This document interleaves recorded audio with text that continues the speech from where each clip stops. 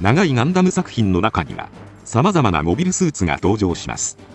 人型モビルスーツでありながら、時には変形して長距離航行が可能になる機体、大気圏突入が可能になる機体、局地戦で高い運動性を発揮する機体など様々です。そこで今回はガンダム作品の中でもアニメに登場する可変機の中から特徴的な機体をご紹介させていただきます。まず宇宙世紀シリーズです。ガンダムシリーズの原点である機動戦士ガンダムには可変機は登場しませんでした。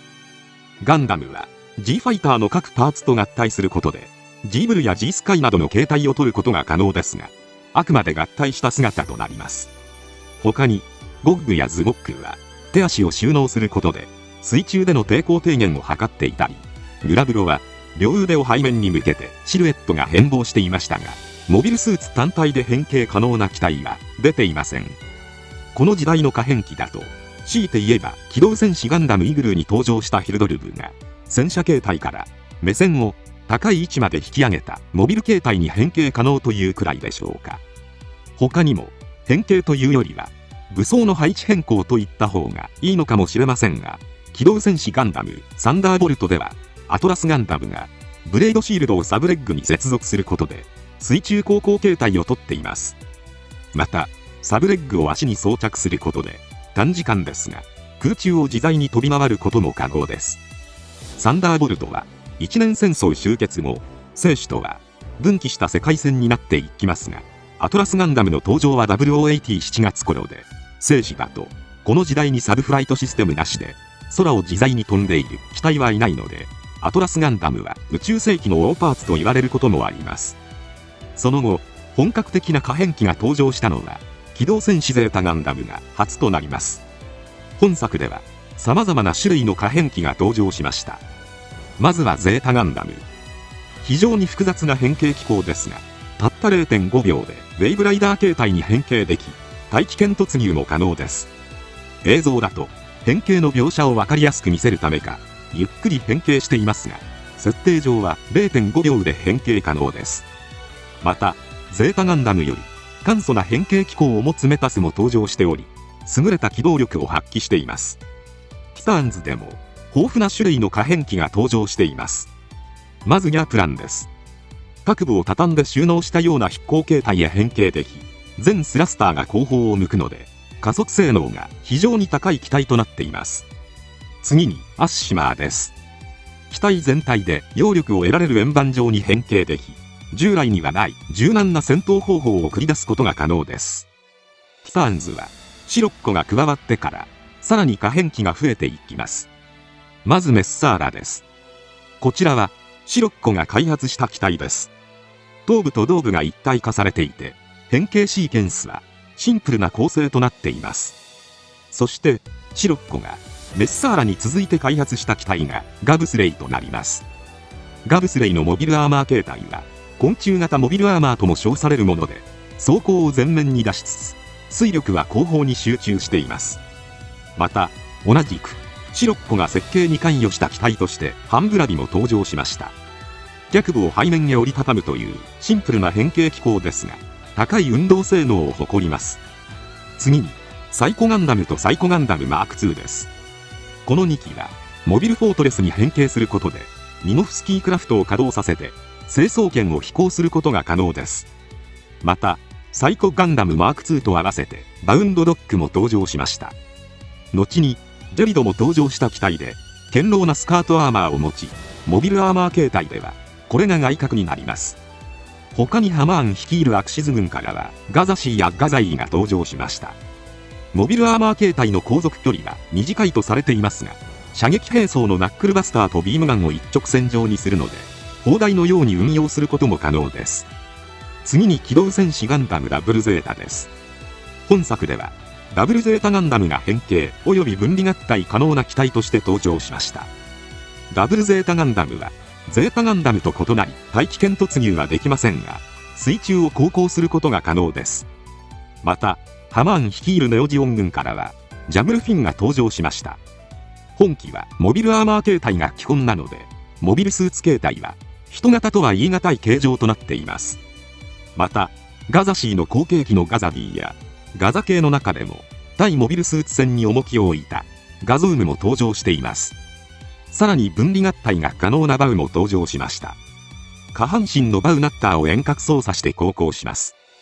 なお、本機は機動戦士ガンダムユニコーンで袖付き仕様が登場しています。また、着脱式の大型ブースターユニット、ズサブースターを持つ機体、ズサが登場しました。切り離すと戦闘中に再装着できないというデメリットはありますが、大火力、大水力を生かした活動が可能です。他には水陸両用機カプールが登場しました。ハイゴッグの発展型とされる本機は、一年戦争終結後にアクシズへ逃れたツイマッド社の技術者が開発したとも言われる機体で、ほぼ旧型の水中航行形態に変形することができます。なお、カプールはアニメ「大英ガンダム」内でカプルと名を変えて登場しました。こちらもカプール同様に変形可能な水陸両用機体ですが、作中では主に陸戦や宇宙船で使用されています。次に機動戦士ガンダム逆襲のシャアではギガズイが登場しました。オプションパーツのバックウェポンシステムを装着することでウェイブライダー形態を取ることが可能です。ただしゼータガンダムのように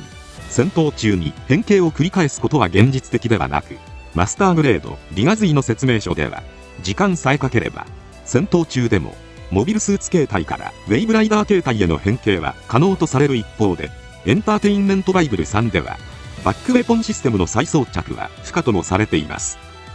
劇中ではウェイブライダー形態で出撃し、接近戦でモビルスーツ形態に移行する様子が描かれています。次に機動戦士ガンダムユニコーンです。まず地球連邦軍の機体リファインゼータガンダムエスコートリーダー、略してリゼルです。本作には様々な仕様のリゼルが登場しますが、本機はメタスや Z2 同様の簡素な変形機構を持つ量産機となります。次に100式の原案であるデルタガンダムの量産試作機として開発され、単独での大気圏突入や重力下での飛行も可能なウェイブライダー形態への可変機構を搭載したデルタプラスや、ゼータガンダムの構想を大気圏内用として再設計したゼータプラス A1 型も登場しました。他にもアッシマーの後継機として開発された機体アンクシャも登場しています。またサナリー独自の小型モビルスーツロトが登場しました。モビルスーツからタンク形態への簡素な変形機構を搭載しています。その後映画機動戦士ガンダム F91 ではガンタンク R44 が登場しました。本機はロトと同系列の機体構造を持つ長距離支援用モビルスーツですが、作中ではすでに旧式と化しており、博物館の館長が個人でレストアして展示していた機体です。ロトと同じく両脚を伸ばして合わせた戦車形態と立ち上がったモビルスーツ形態という簡素な変形機構を持ちます。また映画機動戦士ガンダム閃光のハサウェイではペーネロペーがフライトフォームに変形して高速飛行を行います。変形機構はシンプルで、いわゆる寝そべり型の変形となっています。第2部キルケーの魔女ではアリゼウスが登場。こちらもペーネロペーと同じくフライトフォームへの変形機構を持ちます。ただこちらはペーネロペーのフライトフォームの高速飛行向け練習機なので、劇中では基本的にフライトフォームで運用されていました。次に機動戦士ビクトリーガンダムです。本作では多数の可変機が登場しました。まず主役機体ビクトリーガンダムはコアファイター、トップリム、ボトムリムの3つに分離合体することが可能です。場合によってはパーツを射出して攻撃を繰り出したり、母艦などから再びパーツを射出して再合体することで素早く戦線復帰もできるようになっています。主人公ウッソエビンはビクトリーガンダムでパージを活用して高い戦果を上げていきました。また V2 ガンダムも同様に3つに分離合体することが可能となっています。一方ザンスカール帝国軍ベスパのモビルスーツも多数の可変機が存在します。まずゾロはビームローターを用いた大気圏内での飛行能力を持ちますが、トップターミナルとボトムターミナルに分離変形しての移動や対地攻撃などを重視した機体となっています。またゾロを回収したゾロ界、ゾロの発展機トムリアットとその回収機ドムットリアも存在します。他にもモビルアーマー形態に変形可能なアビゴルとアビゴルの設計をベースとした水陸両用モビルスーツガルグイユが登場しました。次にオルタネイティブ作品です。まず機動武闘連 G ガンダムですが、本作ではガンダムマックスターをはじめとした様々なパーツの分離合体はもちろんのこと、DG 細胞が存在するので、変身まで何でもありとなっています。純粋な可変機としては、まずマーメイドガンダムは魚型のフィッシュモードに変形することによって水中での機動性が向上します。ネーデルガンダムは変形することで風車小屋に偽装することが可能です。マタドールガンダムは猛牛の頭に変形することで攻撃力を増強します。マンダラガンダムは各部を下半身に収納することで釣り鐘のような防御モードを取ることが可能です。同じく旧シャッフル同盟のシャッフルクラブ、スペード、ダイヤ、ハートは高速移動形態としてそれぞれのトランプの紋章の形状に変形可能です。ただしシャッフルジョーカーだけはなぜか変形機構がありません。またデビルガンダム四天王のガンダムヘブンズソード、グランドガンダム、ウォルターガンダムも変形可能な機体となっています。他にはネオアメリカ軍のマーフィーがヘリコプター形態に変形可能です。次に新機動戦機ガンダムウィングです。主役機体ウィングガンダムはバードモードに変形することで大気圏突入や大気圏内での長距離航続が可能となります。同じくウィングガンダムゼロもバードモードに変形可能です。またガンダムエピオンは蒼竜を思わせるモビルアーマー形態への可変機構が搭載されました。なおエピオンは変形により長距離航行が可能とされていますが、大気圏突入できるかについての設定は電撃データコレクションやエンサイクロペディアなどを見る限り記載されていません。ただ底部から見るとモビルスーツ形態のままとなっているので、大気圏突入は難しそうにも見えるものの、ウィングガンダムも底部から見ると大差ないので、きっと大気圏突入できそうな気がします。ガンダム以外ではオズの水中用モビルスーツパイシーズが変形して水中巡航形態を取ることが可能なほか、トーラスは航空機形態に変形して高速移動ができるようになっています。またエアリーズは飛行時に両足を収納する簡易変形機構を持ちます。ただ形状的に飛行能力が高いわけではなく、エンジンの大推力で無理やり飛んでいるためか、上昇する前にウィングガンダムに切られる描写も見られました。次に機動新世紀ガンダム X です。まずガンダムエアマスターが変形して高速飛行形態ファイターモードになることができます。これにより高い機動性と高機動戦闘に対応できるようになっています。またエアマスターの回収機ガンダムエアマスターバーストも同様の変形が可能です。ガンダムとしては他にガンダムアシュタロンもエアマスターと同様の高機動形態へ変形が可能です。ただしエアマスターは軽量化を図り回避力を向上させるというコンセプトですが、アシュタロンは大出力による高水力で機動力を高めるというコンセプトになっています。なお終盤で回収されガンダムアシュタロンハーミットクラブとなりました。他には新地球連邦軍のモビルスーツバリエントが簡易な変形機構を持つ量産機として登場しており、高い空中戦闘力を確保しています。次に単影ガンダムです。ディアナカウンターのモビルスーツフラットはモビルアーマー形態に変形できます。ただ短期での大気圏突入は可能ですが、モビルアーマーに変形するには専用設備が必要です。また同じくモビルアーマー形態に変形可能な機体としてブットゥーも登場しています。次に機動戦士ガンダムシードシリーズでは可変機としてまずイージスが登場しました。4本のアームを閉じた巡航形態とアームを開いた攻撃形態に変形が可能で、巡航形態ではモビルスーツを上回る高速移動ができます。また機動戦士ガンダムシードの作中後半ではイージスの変形機構を参考にして新設計されたレーダーが登場しました。イージスとは異なり大きな主翼を搭載しています。同系列機のフォビドゥンが胴体ごと回転させることで高速強襲形態へと変形します。また水中用モビルスーツグーンは水中航行形態に簡易変形が可能です。他には人型とタンクモードの変形が可能なザウートが登場しました。変形機構としてはガンタンク R44 と同じような脚部を前に突き出すタイプになっています。その後の世界を描いた機動戦士ガンダムシードデスティニーでは多くの可変機が登場しました。インパルスは変形と言っていいのか怪しいところではありますが、分離合体機構を搭載することで運用性を向上しました。ガイアは4足歩行のモビルアーマー形態に変形することで、人型モビルスーツをはるかに上回る陸戦能力を獲得しました。そしてカオスはモビルアーマー形態に変形することで、特に宇宙船での一撃離脱戦法を得意とし、アビスはモビルアーマー形態に変形することで水中での高速戦闘を可能とし、セイバーはモビルアーマー形態に変形することで特に大気圏内の空中戦を得意としています。また量産機も可変機が多く存在します。オーブ軍の村雨は空陸両用の万能機として戦闘機形態に変形できるので高い汎用性を誇ります。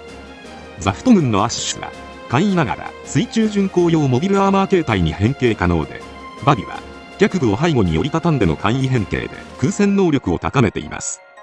他にはデストロイが変形可能で、モビルスーツ形態はまるでサイコガンダム、モビルアーマー形態はビムザムに似た形状へ変形します。なおシードではバルトフェルドに愚痴られ影の薄かったザウルトは後継機ガズールトとして登場。やられ役ながらもきっちり回収されているあたり、根強い人気があるようです。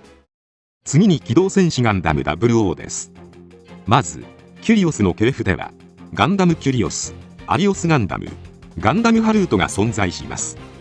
モビルスーツ形態と高速戦闘に長けた飛行形態を使い分けて戦闘を繰り広げます。中でもキュリオスは作中でその変形機構を生かして下半身のみ飛行形態、上半身はモビルスーツという半分変形した姿で救助活動を行う様子も描かれました。飛行形態への可変機としては他にもユニオンフラッグ、イナクト、ブレイブといった多くの機体が登場しています。またレグナントもモビルアーマー形態とモビルスーツ形態の可変機構を持つ機体として登場しました。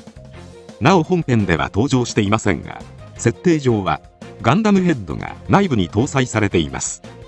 またセラビーガンダムには変形分離して独立稼働できるセラフィムガンダムが搭載され、同じくラファエルガンダムにはセラビーガンダム2が搭載されています。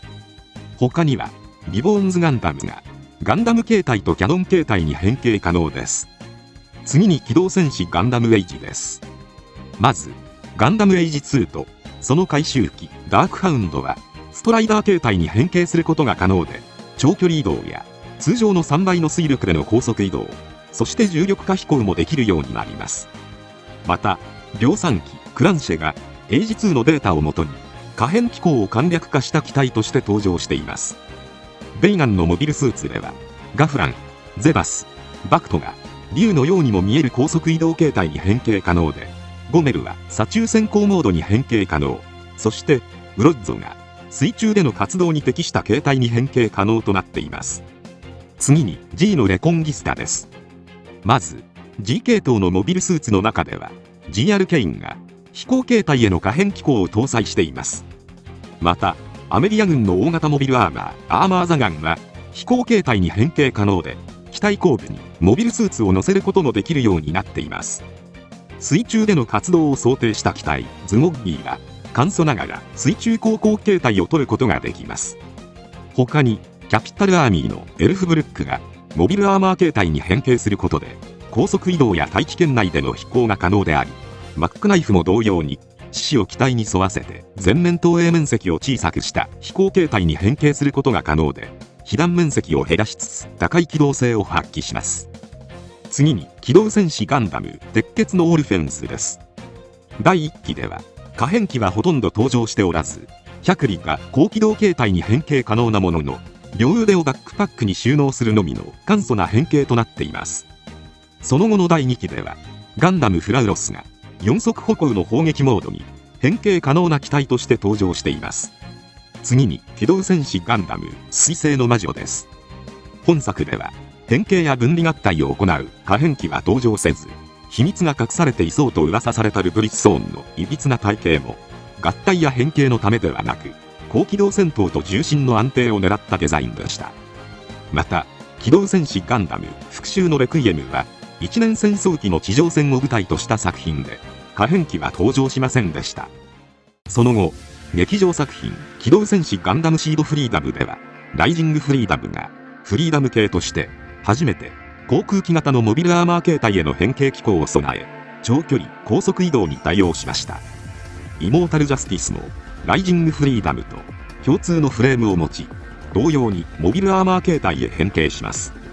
ちなみにスタッフトークによると、当初ライジングフリーダムの変形シーンはもっと高速だったそうですが、変形機構を分かりやすく見せるためにあえて今の映画の速度で変形するような表現になっていることが明かされています。おそらくゼータガンダムと同じで、実は一瞬で変形できると思われます。また村雨の発展機村雨海が登場。ゼータガンダム同様の複雑な変形機構でありながら半壊状態でも変形しており、オーブの技術力が高すぎることが伺えます。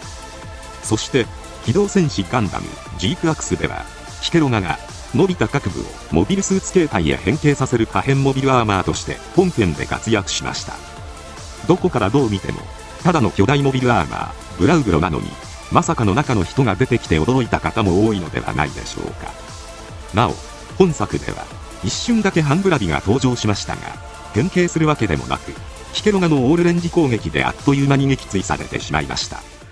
そのためどういう機体なのかどうかも判別できずに出番がなくなってしまいましたが、非常に人気があったようで、ガンプラが発売されることが決定し、生死同様の可変機として設定が詰め込まれました。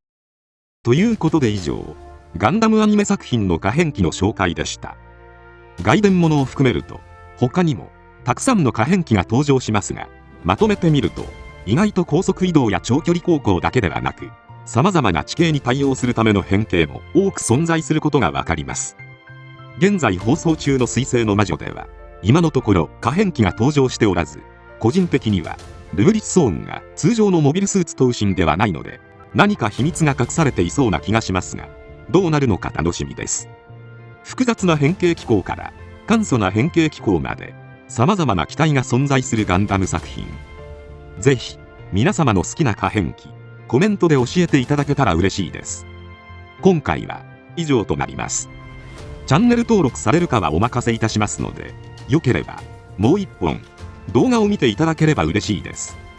最後までご視聴いただきありがとうございました。